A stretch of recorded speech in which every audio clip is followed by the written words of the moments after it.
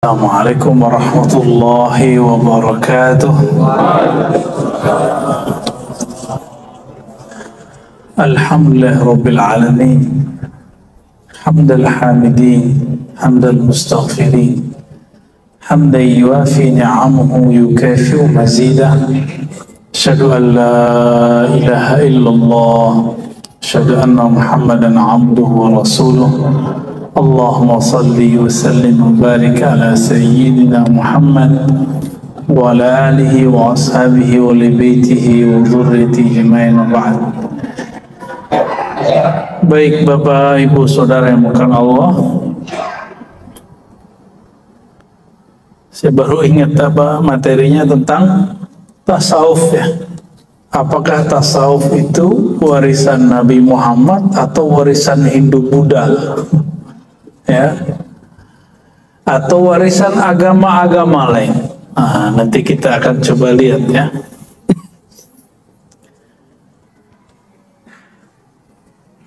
Tasawuf secara bahasa itu ulama berbeda pendapat asal katanya apa. Apakah tasawwafa dari kata sofa atau suf atau suffah? Perdebatan itu panjang, sampai beberapa tahun ini orang masih bicarakan itu. Tapi kalau membicarakan tasawuf masih pada tataran ini ketinggalan zaman. Kalau membicarakan tasawuf bukan di situ, definisinya apa? Ternyata Imam ahli hadis namanya Al-Hafiz Abu Nu'aim menulis kitab dulu. Baru denger ya, Imam ahli hadis namanya Abu Nu'aim. Taunya Bukhari Muslim doang ya.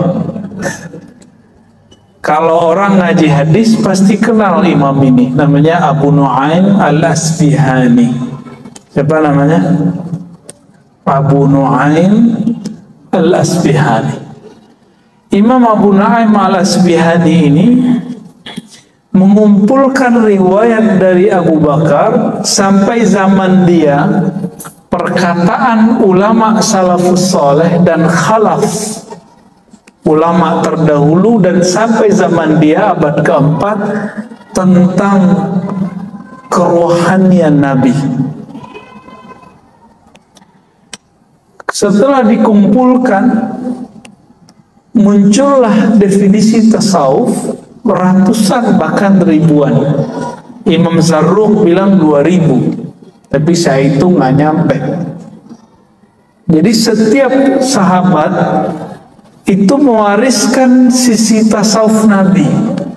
Sahabat Abu Bakar ada tasawufnya apa gitu. Dan beliau memulai dari nama Abu Bakar As-Siddiq radhiyallahu ta'ala anhu.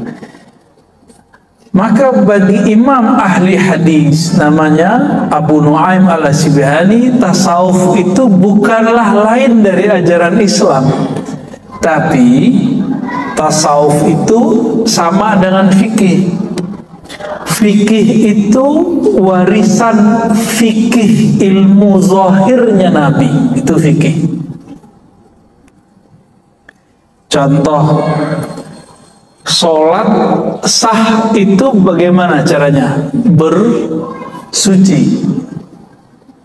Yang disucikan dalam fikih zahir atau batin? Zahir atau batin? Fikih loh ya.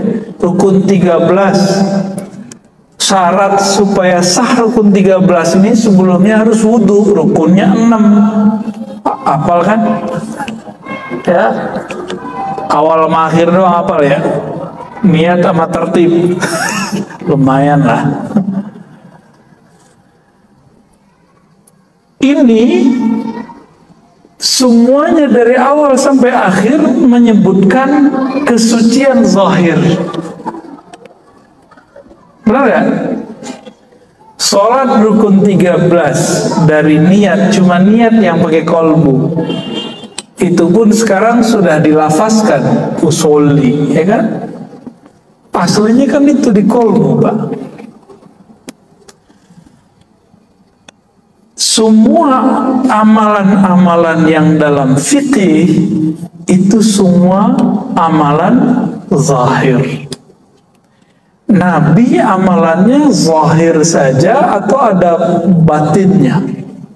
Ini beda dengan kebatinan ya. Batin itu artinya sisi terdalam dari manusia. Gimana? Di rukun 13 mulai dari pertama sampai nomor 13 ada nggak namanya khusyuk? Nggak ada. Adakah rasa menghinakan diri, khudu? Nggak ada. Itu di mana? Padahal Nabi ngomong nih, hadis yang sering kita dengar, "Shallu kama ra'aitumuni sholli." Salatlah kamu seperti kamu melihat aku salat. Ahli fikih memandang dengan mata zahirnya, ahli kolbu memandang dengan mata kolbunya. Muncullah dua ilmu yang berbeda. Satu namanya ilmu fikih, yang kedua namanya ilmu tasawuf. Jadi dua hal ini berbeda tapi tidak kontra. Loh, kok sekarang ada yang mencoba membuat dua ilmu ini kontra? Yang kontra itu otaknya dia. Fikih sama tasawuf gak kontra. Mana buktinya? Imam Zarruq, Imam Sufi, dia mursyid Thariqat Syadziliyah. Dia ahli hadis juga Pak. Jadi dulu itu Sufi ahli hadis. Itu biasa. Sekarang Sufi suka nonton film Korea. Ya, itu maksudnya saya Pak. Kalau yang luar-luar itu mah Sufi beneran ya. Apa kata mereka? Sufi itu zindiq. Benar ya sekarang?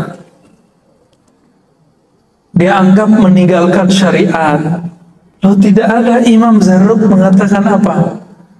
Setiap ajaran hakikat, ajaran tasawuf yang bertentangan dengan fikih, maka itu batil. Setiap ajaran fikih bertentangan dengan ajaran hakikat, maka dia kosong. Jadi kalau mau cari orang kosong, cari orang yang anti tasawuf. Cari orang zindik, cari orang ngomong tasawuf tapi nggak mau bersyariat. Kalau mau cari wali Allah, cari orang yang berfikih zahirnya, berhakikat batinnya. Wali itu namanya. Wali Allah, sufi. Beda definisi ya sama mereka ya. Kalau mereka membuat definisi sendiri, padahal nggak ngerti sufi itu apa. Apa kata mereka? Sufi kalau udah tinggi nggak sholat. Loh, mana ada sufi begitu? Ya, itu mah sufinya Cang Nandar ya. Nggak ada sufi begitu, nggak ada. Ya. Sufi kalau udah alim, udah kasyaf, nanti kerjaannya baca isi hati murid. Ya itu mah kasyaf. Nggak mesti, ada yang bisa begitu, ada yang enggak. Itu nggak ada urusan.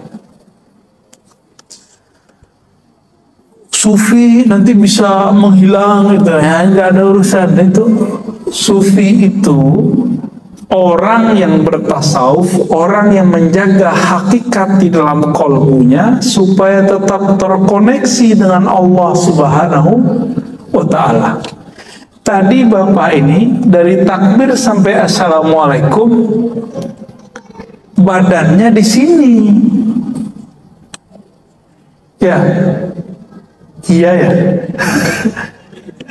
Tapi sebagian pikirannya nggak di sini. Jujur aja Pak. Jujur aja, ngangguk aja udah, saya tahu kok. Karena saya juga begitu.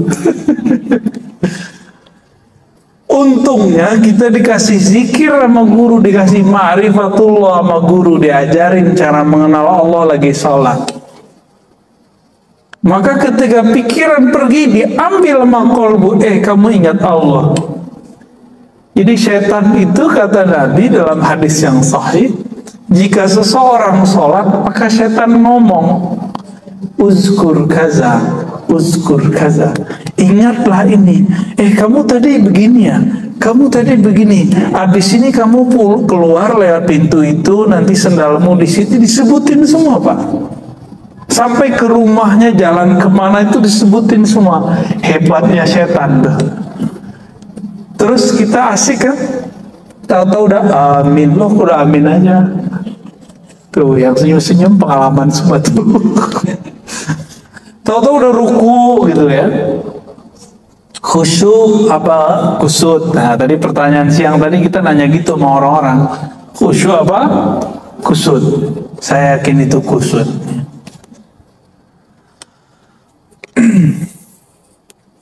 Para sufi itu mewarisi khusyuknya Nabi. Ahli fikih mewarisi rapinya zahir sholatnya Nabi.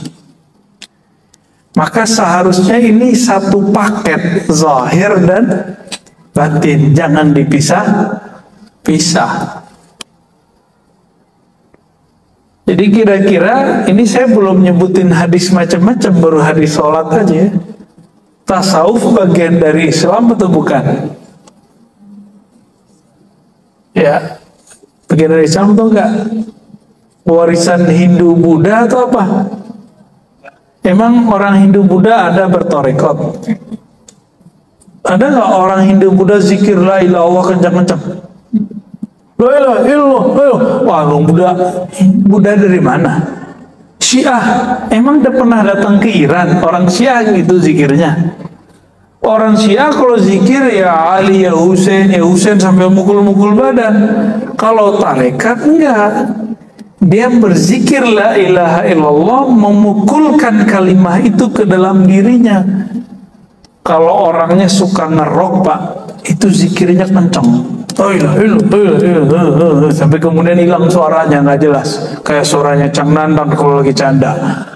Emang dia kalau lagi canda tuh suaranya begitu. Bener ya? Bener Bang Ada. Baik. Bukan itu perwajahan tasawuf. Tasawuf itu lebih umum dari itu semua. Maka Imam Al-Junaid Al-Baghdadi mengatakan tasawuf itu banyak metodenya. Setiap nafas itu ada metodenya. Ujungnya satu, berakhlak. Akhlak itu ada kepada Allah, ada kepada makhluk. Maka siapa yang bertambah adab akhlaknya kepada Allah, adab akhlaknya kepada makhluk, itulah sufi yang sebenarnya. Ya mohon maaf kalau ada guru-guru di sini kan ngajar cuma budi pekerti, itu baru ke makhluk. Kalau ke Allah itu mesti bertasawuf, mesti bertasawuf. Ya, jadi tasawuf itu bukan hanya sekedar suluk-suluk. Suluk itu hanya salah satu metode dari tasawuf. Oke, tasbih itu hanya salah satu metode dari tasawuf. Tasawuf lebih umum dari itu. Masih ingat hadis Jibril? Nabi ditanya Islam, iman, ihsan. Fikih itu warisan dari Al-Islam. Coba lihat, rukun Islam 5. Semuanya amal zahir bukan? Syahadat, sholat zahir, puasa zahir, zakat di luar zahir kita malah. Ya. Haji zahir nggak? Bapak haji pakai perasaan atau pakai badan? Saya mau ke Mekah nih, cing, bisa begitu nggak? Nggak bisa Pak, mesti pakai badan. Saya mau zakat pakai hati, bisa nggak? Ustadz, saya cukup puasa lidah, puasa lisan, bisa nggak? Nggak bisa. Mesti puasanya lahir batin. Karena ini lahir, turunlah namanya hukumnya, hukum fikih. Maka kalau belajar hukum yang ada di rukun Islam nggak lewat fikih, nggak sah fikihnya. Nanti bisa aneh. Muncullah di Jawa Timur dulu orang kalau sholat, dia sholat selalu pakai sendal. Karena dia baca hadis, Sallu ala ni'alikum. Sholatlah kamu pakai sendal, pakai tarompah, ya. Benar namanya gitu. Itu mereka pakai sendal, Pak. Jadi aneh ya. Kenapa nggak belajar fikih lewat, belajar hukum Islam lewat fikih? Sama, ada orang ingin mengenal Allah, merasakan khusyuk, tapi nggak lewat tasawuf. Muncullah, mohon maaf, buku-buku cara sholat khusyuk, tapi isinya nggak ada yang menyentuh. Isinya cuma sampai perenungan, merenungi makna, memahami teks, sampai di situ doang. Nggak ada yang betul-betul khusyuk yang Nabi maksud, itu nggak nyampe. Tanya semua ustadz hari ini, hampir semua mengatakan khusyuk itu memahami bacaan. Mampus Bapak yang nggak bisa bahasa Arab. Ya, menakutkan khusyuk kalau begitu, Pak. Pada berhenti sekolah, bukan berhenti sekolah, berhenti sholat. Pak, Bapak udah berapa tahun Pak sholat, Pak?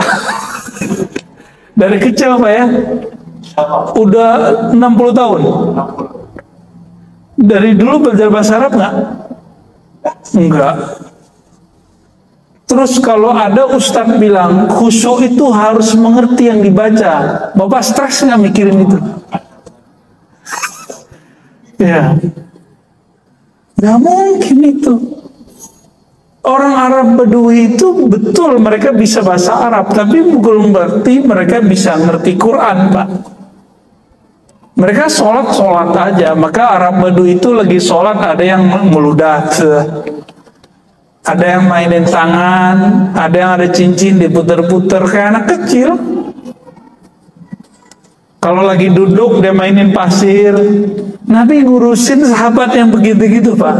Jangan dikira sahabat Nabi itu semuanya seperti Abu Bakar, Umar, Utsman. Ada yang Badui. Ada datang ke masjid cuma kentut doang, pipis doang tuh ada. Itu Arab Badui. Nabi ngurusin orang begitu dan gak pernah emosi, gak pernah bilang, ente zindik, masa masjid dipipisin? Gak ada. Sekarang cuma beda Sayyidina sama gak Sayyidina, kunut sama kunut, gak kunut. Ustadznya pakai doa jamaah, gak doa jamaah, itu rame di masjid. Mana akhlak nabinya? Ya, maka ada ilmu yang ketiga. Ilmu kedua iman, ilmu ketiga namanya ihsan. Ihsan itu yang melahirkan namanya tasawuf. Di fikih ada metode ringkas belajar fikih. Bapak kalau saya suruh pelajari cara sholat, buka Al-Quran, bisa ketemu nggak rukun 13? Nggak. Di situ ada bacaan usoli, ada nggak di Quran? Makanya mereka biar nyuci otak orang awam begini, kamu baca nih Quran, hadis, nggak ada usoli gitu, untuk batalin usoli. Emang nggak ada, ya. Dia aja nggak ada di Quran kok yang ngomong itu. Dibuka di Quran itu cuma perintah aqimus shalah, aqimis shalah. Dirikanlah olehmu sekalian sholat. Cuma begitu. Cara sholat di mana? Di hadis. Oke. Sekarang buka Sahih Bukhari, Sahih Muslim. Ketemu nggak cara sholat rukun 13?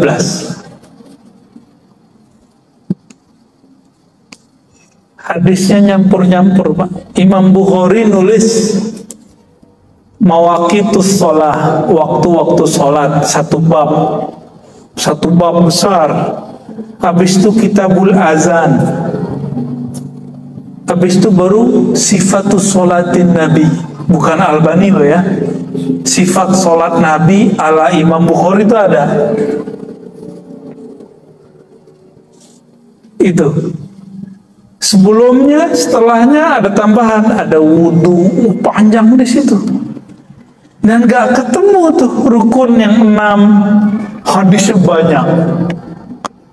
Oleh ahli fikih, bahan-bahan hadis-hadis ini diringkas karena mereka sayang kepada umat, supaya umat yang sibuk bekerja di siang hari, sibuk mencari penghidupan di siang hari, agar mereka kalau belajar agama mudah.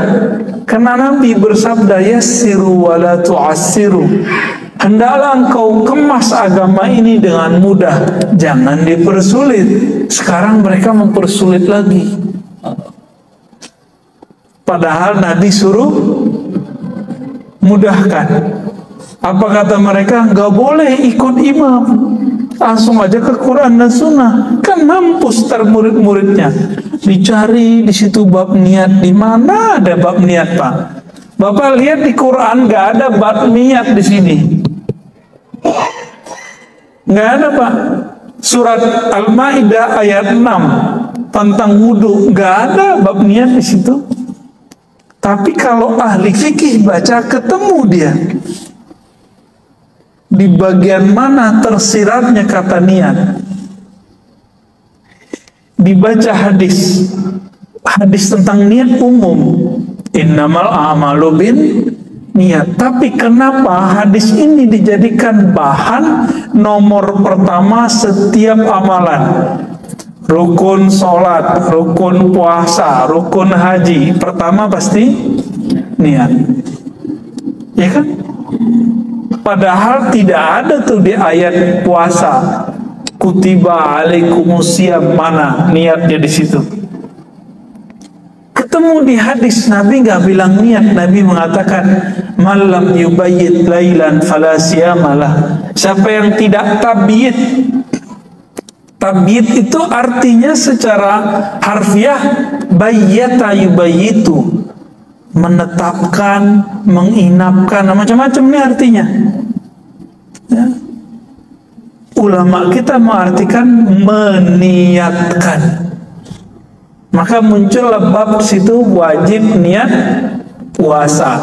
Dari hadis itu maka ulama kita menganjurkan para imam setiap malam mengingatkan umat, watawasau bis bil haqqi watawasau bis sabri.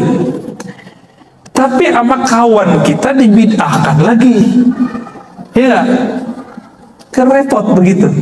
Padahal ini memudahkan umat, seperti dulu Umar memudahkan umat, Imam Syafi'i memudahkan umat, dan itu berkembang terus sampai akhir zaman.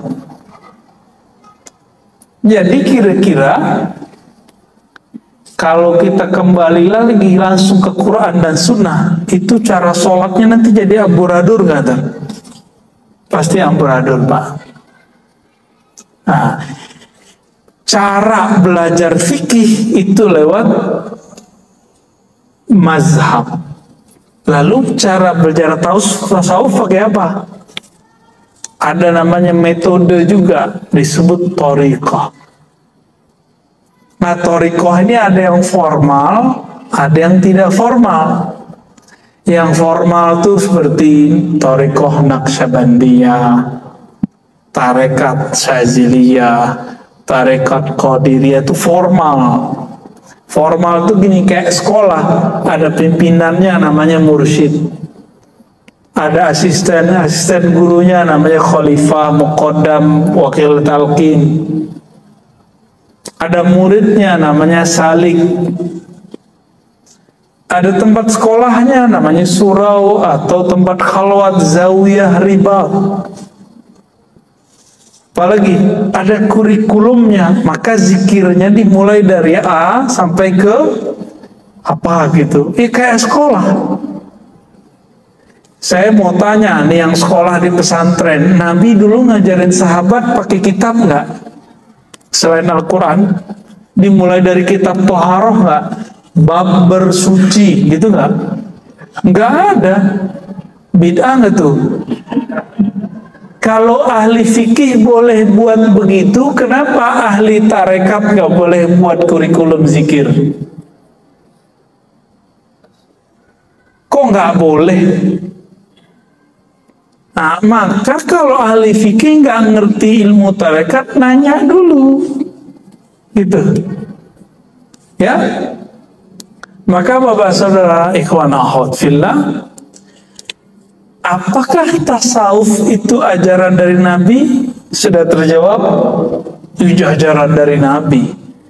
Namun nanti metodenya disusun oleh para ulama sebagaimana ilmu fikih disusun oleh para ulama. Langsung saja ke Quran dan Sunnah. Kita tanya, Quran ini yang nyusun siapa?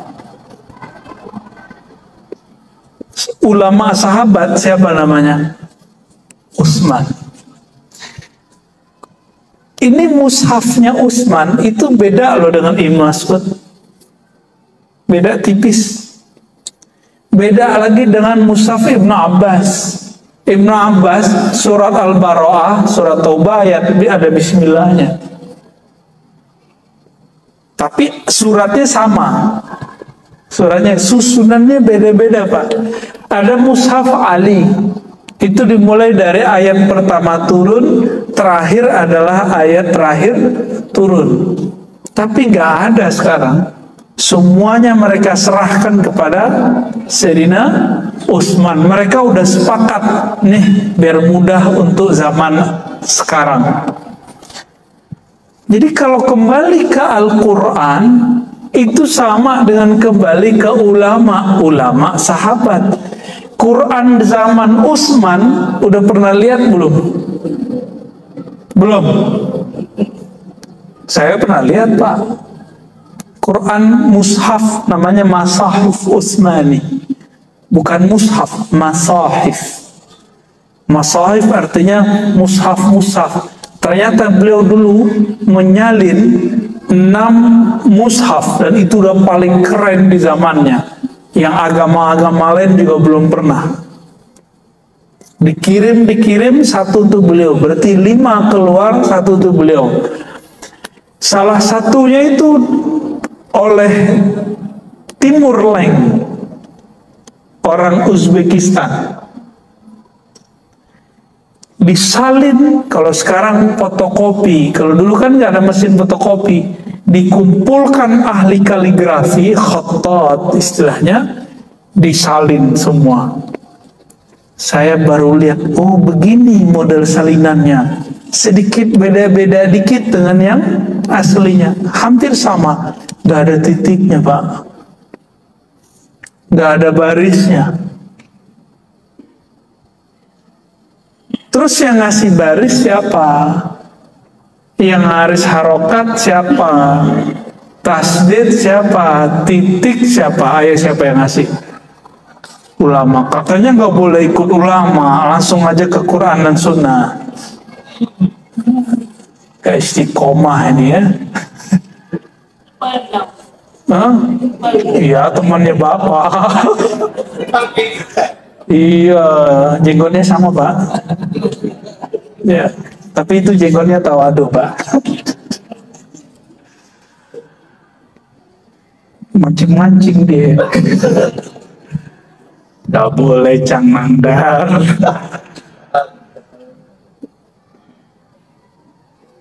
Kata mereka apa? Langsung ke Quran. Quran ini yang menyempurnakan cara bacanya ulama, bacaannya sama.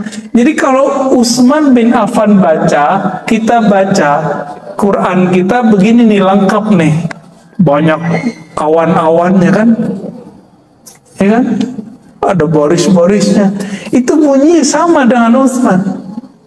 Kalau dia baca Quran kita dia nggak ngerti Pak, sama seperti kita nggak ngerti baca Quran Utsman, tapi teksnya sama, cara bacanya beda karena Utsman belum dikasih tahu cara harokat ini. Seperti kita nggak dikasih tahu model dulu yang tidak ada titik, koma, segala macam. Kita beruntung Pak hidup sekarang. Kalau hidup zaman dulu, Bapak ini harus hafal Quran semua. Ini cukup imam kita aja ngapal kan? Ini udah mau Ramadan, imam kita mulai murojaah nih. Daripada al-haqqum mutakasir mulu. Bapak saudara, ikhwan akhwat fillah, maka ulama ahli zikir yang mewarisi rohani Nabi, mereka mulai membuat kurikulum. Kurikulum pertama masuk tasawuf adalah taubat. Taubat itu kalau dibuat ke belakangnya, di dalamnya ada namanya tazkiyatun nufus. Jadi tazkiyatun nufus itu sebenarnya subbab dari taubat. Taubat adalah bagian dari tasawuf. Sekarang mereka nggak mau menggunakan nama tasawuf. Pengurus masjid ikut-ikutan, takut ditinggal jamaah, Ustaz. Jamaah ikut Ustaz atau Ustaz ikut jamaah? Ini kedua kali saya nanya dalam 2 hari ini. Saya mau nanya Pak, jamaah ikut Ustaz atau Ustaz ikut jamaah? Yang benar yang mana? Oke, jadi selera kajian itu seharusnya selera si Ustadz atau selera jamaah? Tuh kan, kebolak-balik. Yang kejadian hari ini selera jamaah yang dikemukakan. Ya jamaah taunya itu aja. Ya, ditawarin kita mau 11 atau 20, ya jemaah milih 11 tarawih, ya kan? Kalau ulama tahunya cuma 20. Kalau ulama kalah sama jamaah, milihnya berapa? Ayo, ini gimana nih Tar? Ini mau 11 atau 20 Tar nih? Yang mikir 20. Waduh, gawat. Di 20 di sini ya? Belum? Bapak cari semua kitab fikih yang mu'tabar, nggak ada sholat tarawih 11. Cari aja Pak, tanggung jawab dunia akhirat. Baru belakangan muncul Imam Son'ani, ya, Albani, Mubarakfuri baru belakangan. Gak ada ulama terdahulu. Katanya mazhab Syafi'i kunut sih udah bagus. Antum udah kunut kan? Ya udah kunut ya. Kayaknya mulai terancam nih yang 11 nih ya? Ntar ngomong lagi, Tat, aneh belum lahir udah 11 rakaat. Emang itu dalil? Sejak kapan? Saya belum lahir di masjid udah 11 rakaat. Emang itu dalil? Kan enggak konsisten orang-orang ini. Banyaklah masalah kita Pak. Ini kita cuci-cuci, bongkar-bongkar ini. Yes. Siap dibongkar? Hah? Bongkar. Mari kita bongkar. Bapak saudara bakar Allah, ulama ahli rohani ini karena dia mengerti dalil, dia mengerti metode, dimulailah bab tadi apa? Bab taubah. Itu beda loh Pak. Ahli fikih baca astagfirullah beda dengan ahli kolbu, ahli tasawuf baca astagfirullah. Beda. Ahli fikih baca la ilaha illallah beda jika ahli kolbu baca la ilaha illallah. Dalilnya mana lagi nih? Baca la ilaha aja tak, nggak usah aneh-aneh kan gitu. Orang awam takut gila, katanya bertasawuf jadi gila. Tuh berhasil antum kecuci otaknya. Ya, itu kan yang ngomong begitu fitnatud dajjal itu. Mau belajar tasawuf jadi gila. Itu fitnatul dajjal itu Pak. Karena dajjal tahu orang kalau bertasawuf itu mati nggak takut. Jihad langsung berani Pak orang kalau udah bertasawuf. Karena nama Allah sudah terpatri di kolbunya. Jika Allah memanggil jihad yang sahih lah ya, bukan jihad-jihadan, bukan jihad jahat, jihad yang asli, itu dia akan menjawab. Tapi kalau jihadnya pakai hawa nafsu, dia nggak akan pernah menjawab. Maka dulu sahabat-sahabat nanya, wahai Rasulullah, ini kami ada yang jihad membela si fulan, membela kelompok, membela partai, membela suku, membela marwah. Apa kata Nabi? Jihad itu bukan itu. Jihad itu kamu berjuang li'ilahi kalimatillahi hiyal ulya. Hadis Sahih Muslim, untuk mengangkat nama Allah yang tinggi. Di dirinya nama Allah belum tinggi, bagaimana dia mau berjihad di luar? Nanti sama nasi bungkusnya kalah, canang dari. Jadi jihad-jihadnya orang hari ini, lapar aja mati jihadnya. Semangat jihadnya cuma karena amplop 50.000, 10.000, mampus dia. Tersinggung dikit di masjid, mundur. Logo nggak muncul, tengkar. Jihad apaan itu? Ya, jihad apaan itu? Itu namanya memperjuangkan kepentingan kelompok, bukan meninggikan kalimah Allah. Kalau sudah ada kalimah Allah, yang lain kecil nggak? Waladzikrullahi akbar. Sungguh menyebut nama Allah itulah yang paling besar, yang lain hilang. Maka di masjid ini nggak boleh ada bendera selain bendera Allah dan Rasulullah. Nggak ada bendera-bendera apa-apa. Tapi kalau ada orang punya bendera, sholat di sini boleh nggak? Buat acara di sini boleh, jika masih sesuai dengan akidah yang ahli sunnah, yang moderat. Kira-kira begitu Pak. Saya ngomong begini takut nggak Pak? Antum seneng ya? Aneh jadi tumbal ya?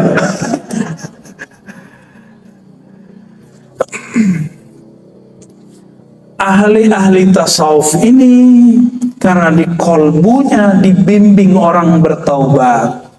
Karena ahli tasawuf tahu orang bertasawuf itu bukan berarti suci, tapi justru belajar kalau kotor gimana cara menyucikannya.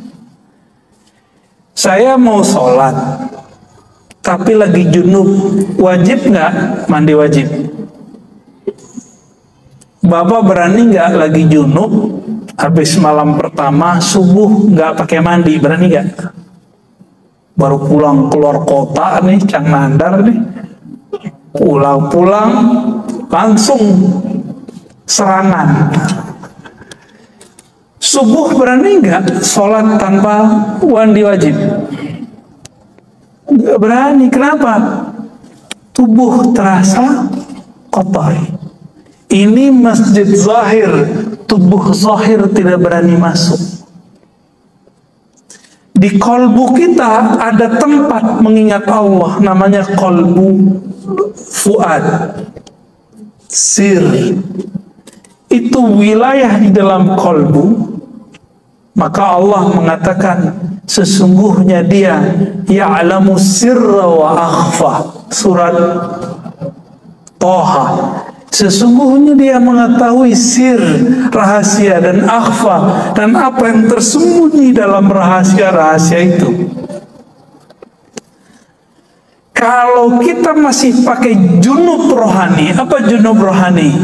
Lalai mengingat Allah, belum dimandikan dengan tobat, nggak bisa Pak masuk ke situ. Itulah sebabnya kenapa sholat antum tadi nggak khusyuk. Badan secara zahir sudah masuk ke masjid zahir, tapi nyawa kita belum belum nyambung dengan kolbu. Kenapa? Nyawa kita belum ditobatkan, nafs kita belum ditobatkan, belum bertobat dia. Jadi nggak bisa khusyuk. Jadi kalau ada orang nanya, saya nggak bisa khusyuk, udah tobat dulu zahir batin. Kalau udah bersih, baru dia bisa masuk. Dosa zahir, dosa batin. Yang paling parah dosa batin.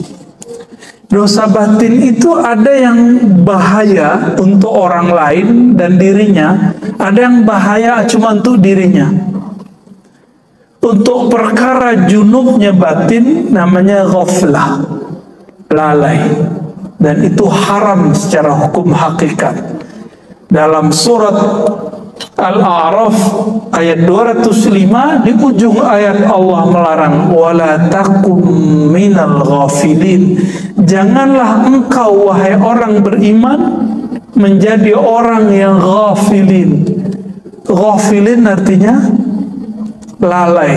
Maka secara Qur'ani lalai itu dosa.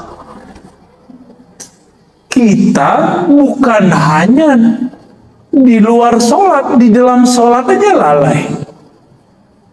Benar apa benar?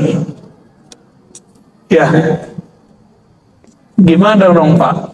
Maka sholat kita ini gak bisa menghantarkan kita ke surga. Apalagi katanya as-sholatu mi'rajul mu'minin, tinggi amat kajian ente, ya. Sholat itu mi'raj orang beriman. Lah junub rohaninya belum beres, mau mi'raj, kapan mi'rajnya? Melorot pada Pak. Ya, melorot iya, mi'raj enggak. Ulama tasawuf meramu, jadilah namanya thariqat formal, Naqsyabandiyah. Tadi Pak Imam di Pekanbaru konfirmasi sama kita, Ustaz, semangat Pak Imam kita karena beliau ingin merubah, ya. Di kampung saya kalau ada orang tarekat suluk, orang Naqsyabandi suluk 40 hari, kalau udah gak suluk dia gak sholat di masjid. Ini tarekat apaan nih katanya? Loh, gak ada urusannya sama tarekat, itu urusannya sama orangnya. Kenapa? Di tempat saya orang kalau sudah suluk rajin ke masjid. Ini salahnya di mana?